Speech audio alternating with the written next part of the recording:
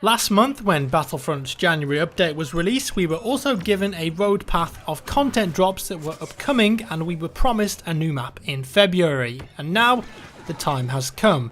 A brand new map titled Twilight, and it's based on HOTH and is available on all the main game modes including Walker Assault, Supremacy and Turning Point. That's right, Turning Point, because another addition with this update that's going to be very welcomed by the community is that the Jakku DLC content has now been patched into the base game itself and will be a mandatory download for everyone. It should download automatically, and this means that we can finally have rotations that include the Jakku levels and the Turning Point game mode, which is now available on every single map, which should add a bit of variety to those larger 40-player maps that we're already playing.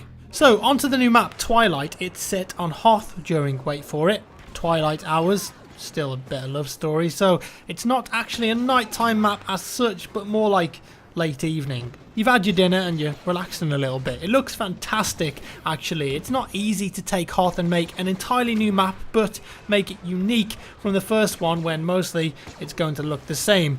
The Twilight option though certainly helps that, and the map looks great, and after playing it for a little bit, I'm sure people will enjoy it. As well as the new multiplayer map, we also get a new survival map in the Ice Cave as well. I say new, it's already in the game in multiplayer, but now you can play it in survival if you want to. Survival is a nice break of pace, and it's good to see them adding new content to that as well as to the main multiplayer component. Between the new Twilight map and the Ice Caves, if you're someone that likes taking screenshots, well, you've just hit the jackpot, so get stuck in.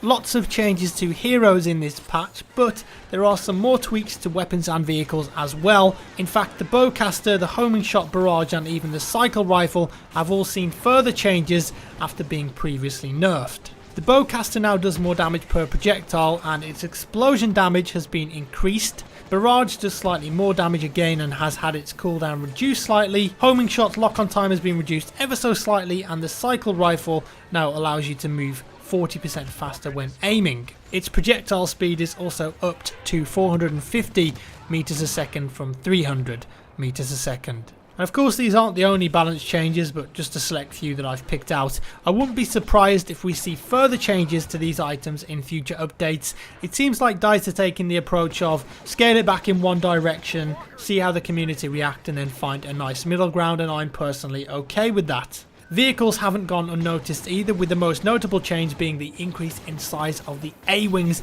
hitbox. This was something that was driving a lot of fighter squadron players mental because the A-Wing, you just couldn't hit it, but now thankfully you can. So as well as all of this and the new maps, we also get another hero outfit. Princess Leia now has a new Endor outfit thanks to the community completing the Lead the Rebellion challenge. GG community. There are some small balance changes as well though. Leia's Trooper Bane now only knocks back the primary target and not nearby enemies. Luke's Saber Rush attack now does more damage against other heroes, but his lightsaber swing radius has been reduced, and Emperor Palpatine's shock troopers have had their weapon damage tweaked so they match Leia's honor guards. That's an excellent change. And get this, are you fed up of the music in game or just getting a load of content ID matches when you upload your footage to YouTube? Well, guess what? You can now turn it off in the menu, and it will in fact turn off music everywhere if that's what you want. I also know that some players will prefer that because it's going to allow them to hear the game better and locate footsteps. All in all, this is an excellent update to the game with some great new additions and free content. The new map is fun to play on, and the addition of Jakku to the main game rotation will make a big difference in allowing people to play it, and of course play Turning Point on all of the vanilla maps. It really feels like DICE are listening to the community here, and coming in March we're going to get our first proper expansion pack or DLC called Outer Rim